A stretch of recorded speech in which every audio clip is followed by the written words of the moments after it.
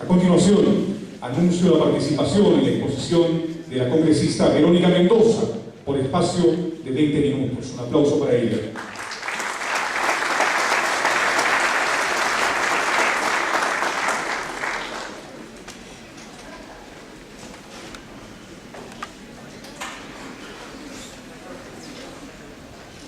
Muy buenas noches a todas y todos quienes nos están acompañando en la mesa y nos honran con su presencia, a todas y cada uno de ustedes en el público que viene llenando ya este local, lo cual nos reconforta, nos regocija y nos hace ver que el pueblo del Cusco sí tiene interés por defender sus recursos y sí tiene el compromiso de no quedarse cada quien en su rincón lamentando la situación, sino de informarse y articular esfuerzos en ese sentido. Quiero primero que nada realmente felicitar, saludar esta convocatoria conjunta con la Universidad Nacional San Antonio del Cusco, la Federación Departamental de Trabajadores del Cusco, el Colegio de Abogados, el Corepro, Remur Cusco y así como el auspicio de la Universidad Global, que en un esfuerzo conjunto hemos organizado este evento que esperamos sirva para unificar criterios desde el Cusco para la defensa de nuestros intereses, de tal manera que el espíritu que anima este encuentro es el de la unidad en defensa de nuestros recursos para nuestro desarrollo regional. Recordaba el doctor Wilfredo Álvarez, representante de la FDTC, que hace unos días, unas semanas, hubo aquí en esta región un paro y una movilización bastante contundentes que convocó a todos los sectores sociales, políticos de nuestra región, ciudadanas y ciudadanos preocupados por la situación respecto a diversos temas. Pero uno de los centrales tenía que ver con este tema del gasoducto y el polo petroquímico, el famoso proyecto integral. Pero yo recuerdo, ustedes lo habrán visto, que uno de los principales lemas que se decía en la movilización y que incluso yo tuve la oportunidad de ver en un cartel escrito con plumón, era aquel que decía: Ollanta, cumple tus promesas. Así de sencillo. Yo creo que esta frase, escrita por algún ciudadano en el momento de la movilización, resume bastante bien lo que el pueblo del Cusco está reclamando. Principio elemental de la democracia, que los gobernantes de turno cumplan lo que ofrecieron. Porque no estamos pidiendo el cielo, no estamos pidiendo cosas estratosféricas, estamos pidiendo el cumplimiento de ofrecimientos que se nos dio en una determinada campaña electoral. Campaña y ofertas en las que el pueblo del Cusco creyó, puesto que le dio su respaldo multitudinario, masivo, y que hoy se siente traicionado. Decíamos pues que una de las promesas por las cuales el pueblo del Cusco se aferró fue justamente al compromiso de que se iba a garantizar el uso soberano de nuestros recursos, y en particular de los que se encuentran en nuestro territorio cusqueño, para el desarrollo de nuestra región, y en particular el gas. Porque la situación que vivimos en la región resulta realmente insostenible. Tener en nuestro territorio el gas, tener el recurso en nuestro territorio, ser los dueños del recurso de alguna manera y no poder beneficiarnos de este, y tener que pagar, por poner un ejemplo, un balón de gas que cuesta 40, 50, hasta 60 soles en algunas zonas de la convención, de ahí donde se extrae precisamente el recurso. Esto realmente es inaceptable y se vuelve para nosotros casi una cuestión de dignidad. Yo quisiera, para un poco entrar en la materia y ir preparando el terreno para los expositores que intervendrán posteriormente, un poquito recordar con ustedes cuál es la historia del Cusco y de la lucha del pueblo del Cusco alrededor de este tema. Y me voy a remontar a algunos años atrás. No iremos al inicio de todo el proceso, pero sí recordaremos, por ejemplo, cómo fuimos burlados por otros actores políticos. Recordaremos, por ejemplo, cómo el señor Toledo o el señor Pedro Pablo Kuczynski también fueron artífices del hecho de que hoy no podamos hacer uso efectivo de nuestros recursos. Recordarán ustedes que la Shell quien hizo las primeras intervenciones en Camisea y halló el recurso, le revirtió luego los derechos del lote 88 al Estado, de manera prácticamente gratuita, vamos a decirlo por resumirlo de alguna manera. El recurso estaba en nuestras manos. Y allá por el 2000 se le autorizó al consorcio Camisea la explotación del recurso, pero, ojo, con un horizonte de 20 años para el mercado interno. Es decir, se le dijo, vamos a empezar a extraer, pero tú me vas a garantizar de manera permanente que este recurso beneficie al Perú, beneficie a nuestro país en primer lugar, con un horizonte de 20 años, un horizonte permanente. Pero ya en el 2003, con algunos cambios leguleyos en reglamentos, se empezó a cambiar esa norma y se dijo el horizonte ya no va a ser de 20 años, sino un horizonte que definiremos en el contrato. Y así sucesivamente se fueron cambiando las normas de manera subrepticia para luego, en el 2004, permitir la explotación y la exportación del lote 56 y parte ya del lote 88. Es así como se fue cambiando de algo que estaba destinado exclusivamente para el consumo nacional, se fue destinando para la exportación.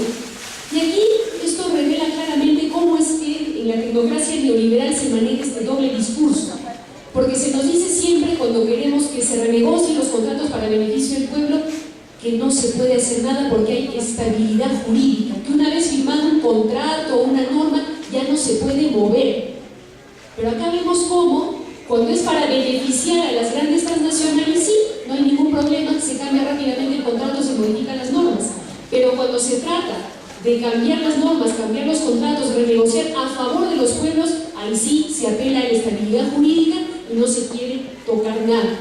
Y eso explica que, por ejemplo, hasta el día de hoy, a pesar de diversos anuncios, no sea efectiva la recuperación del lote 88, que en su momento, como decía, estuvo destinado principalmente al consumo interno. Y ese ha sido uno de los motivos de nuestra lucha desde el Cusco, recuperar ese gas del lote 88 para que fuera 100% de consumo nacional y prioritariamente para el Cusco y para el sur. Y también ha sido lucha del Cusco exigir que se implemente un proyecto integral, es decir, un gasoducto articulado a un oleoducto y a su vez a un polo petroquímico. Un proyecto integral que sería el que permitiría una verdadera masificación del gas para uso doméstico, vehicular e industrial, que permitiría el ahorro para nosotros los usuarios, para que nos llegue gas más barato, más limpio, para la industrialización a través del polo petroquímico, para producir a partir del metano urea, fertilizantes, a partir del metano etileno, plásticos, etcétera, etcétera. Una industria que además evidentemente generaría empleo. Y está claro que si se lograra instalar un polo petroquímico, se apalancaría todo el desarrollo de la infraestructura del sur, vial, portuaria, etc. Y lograríamos la independencia energética del sur, que hoy está importando energía del centro.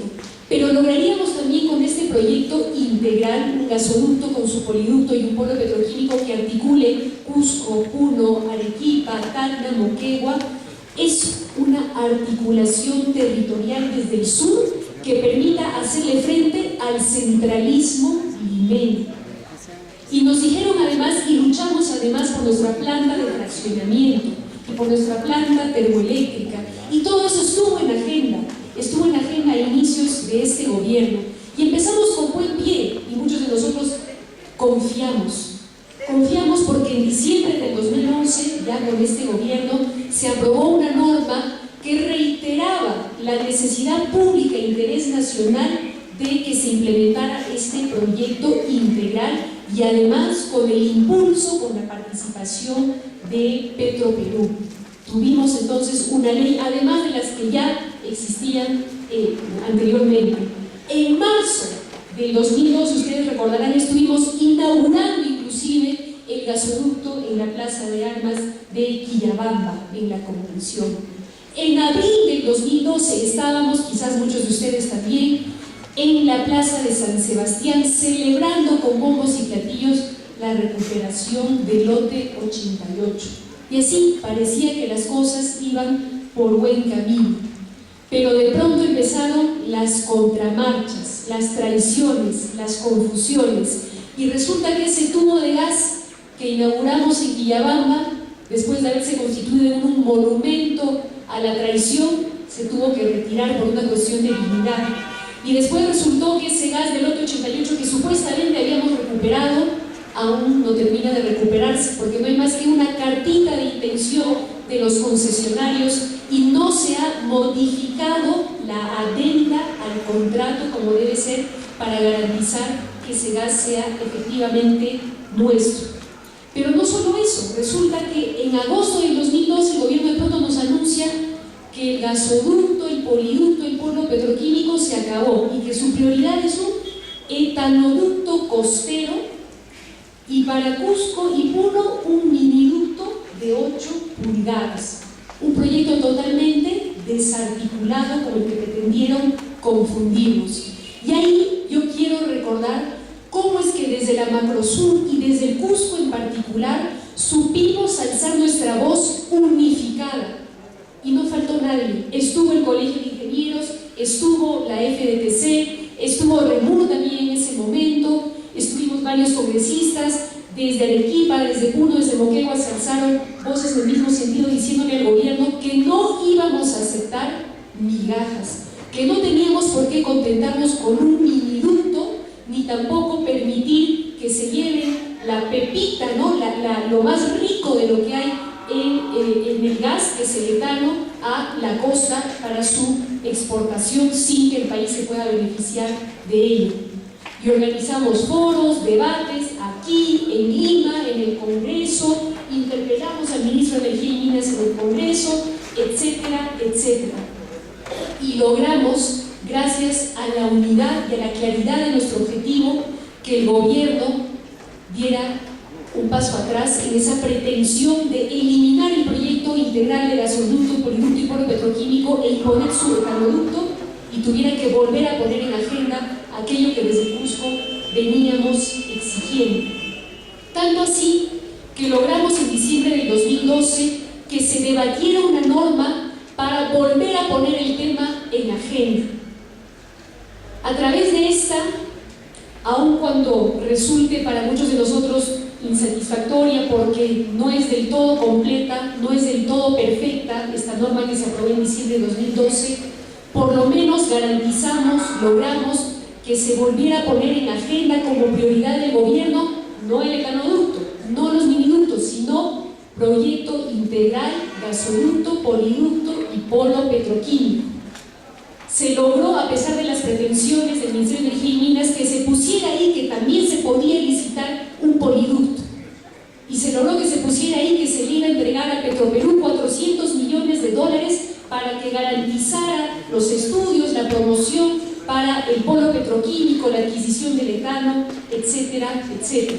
De tal manera que, reitero, aun cuando no era del todo satisfactoria, teníamos una norma que por lo menos dejaba abierta la posibilidad de seguir luchando por este proyecto integral.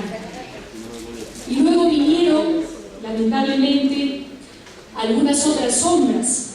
Manuel Dangel seguramente nos lo detallará en su intervención, denunció ya para ir acercándonos al 2013, en septiembre, allá por septiembre, que se había adjudicado a dedo, no con licitación pública y transparente, sino a dedo, el proyecto de seguridad energética, el diseño de este proyecto integral, a dos consultoras internacionales, una que se llama Wood Mackenzie y otra Foster Wheeler, asociadas, reveló el congresista Lambert, a ENAP de Chile, la Empresa Nacional del Petróleo, y Codelco, la empresa de cobre de Chile, y que además tenían una asesoría estratégica con Codelco justamente para ver el tema del abastecimiento de energía.